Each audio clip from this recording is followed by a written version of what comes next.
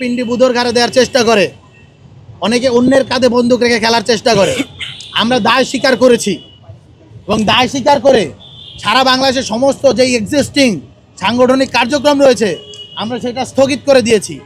এর থেকে বড় কার্যক্রম মুভমেন্ট বাংলাদেশের ইতিহাসে কোনো প্ল্যাটফর্ম বা সংগঠন করেছে কি না আমরা জানি না। এত বড় একটা প্ল্যাটফর্ম যাদের সারা বাংলাদেশে ঘোষিত সাংগঠনিক নেতাকর্মীর সংখ্যা 20,000 এবং কর্মীর লিস্ট যদি করি সদস্য সংখ্যা প্রায় 1 লাখের বেশি, এত বড় একটা স্ট্রাকচারকে কেউ এইভাবে তাদের যে অপকর্মের দায়ে কোনো একটা স্বীকার করে প্রাথমিকভাবে তাদের কার্যক্রমকে স্থগিত করে দিয়েছে কিনা বাংলাদেশের ইতিহাসে এটি নজিরবিহীন।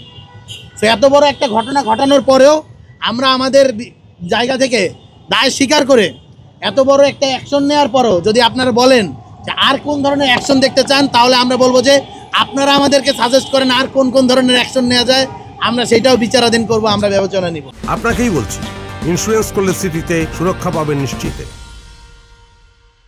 দেখুন, বৈষম্য বিরোধী ছাত্র আন্দোলনের লেজিটিমেসি জুলাই বৈষম্য বিরোধী ছাত্র আন্দোলন, জুলাই ঘটেছে বৈষম্য বিরোধী ছাত্র আন্দোলন ব্যানারের নেতৃত্বে, প্ল্যাটফর্মের নেতৃত্বে, এবং জুলাইয়ের যে সকল অসমাপ্ত কাজ আছে, বিশেষত জুলাইয়ের যে 1 দফার ঘোষণা, সেই 1 দফার ঘোষণাতে আমরা স্পষ্টভাবে বলেছিলাম স্বৈরাচারী শেখ হাসিনার পতন, আমি 1 দফাটা আবার কোট করছি, স্বৈরাচারী শেখ হাসিনার পতন, ফ্যাসিবাদী ব্যবস্থার বিলোপ ও নতুন রাজনৈতিক বন্দোবস্ত বিনির্মাণের 1 দফা আমরা ঘোষণা করছি।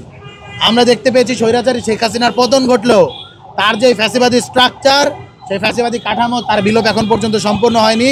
এবং নতুন রাজনৈতিক বিনির্মাণের যে বন্দোবস্তের কথা আমরা বলছি, যেই স্বপ্ন দেখে আমাদের শহীদেরা তাদের জীবন উৎসর্গ করেছে, রক্ত দিয়েছে, তাদের সেই দায়িত্ব তারা যে আমাদের উপর যেই তাদের রক্তের উপর ভিত্তি করে যেই মহান দায়িত্ব আমাদের উপর আরোপিত করে গিয়েছে, সেই দায়িত্ব পালনের জন্য আমরা কাজ করব। এবং যতদিন না পর্যন্ত এই নতুন রাজনৈতিক বন্দোবস্ত বিনির্মাণের কার্যক্রম না চলে, আমরা এই ব্যানারকে আসলে স্থগিত চাইলেও আমরা এই ব্যানারকে বন্ধ করতে পারবো না, এই কার্যক্রম বন্ধ করতে পারবো না, আমাদের এটি চালিয়ে যেতে হবে।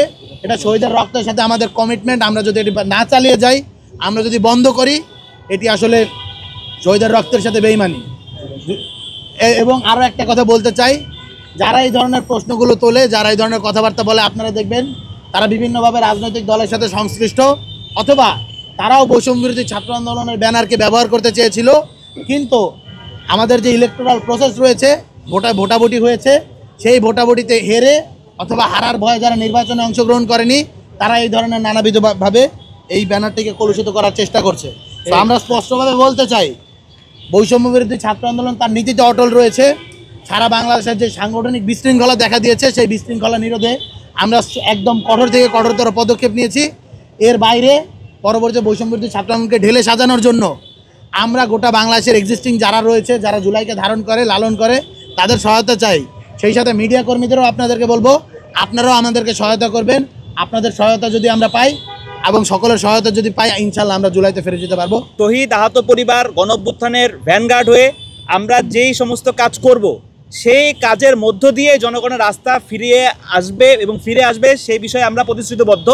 তবে আমরা মুখে বলতে চাই না, কারণ মুখে বলে রাজনৈতিক দলগুলো মুখে বলে যাব, কিন্তু কাজে পরিণত করব না। আমরা সেরকম এখানে যারা বসে আছে আমরা সেরকম কেউ না। আমরা আপনাদেরকে সাথে চাই, সারা দেশবাসীকে সাথে চাই। জুলাইতে যেরকম বৈষম্য বিরোধী ছাত্র আন্দোলন ছিল, এই নতুন জুলাইতে এসে আবারও সেরকম হবে। আমরা যেন সেটা করতে পারি, সেজন্য আপনাদের সবাইকে আমরা পাশে চাই।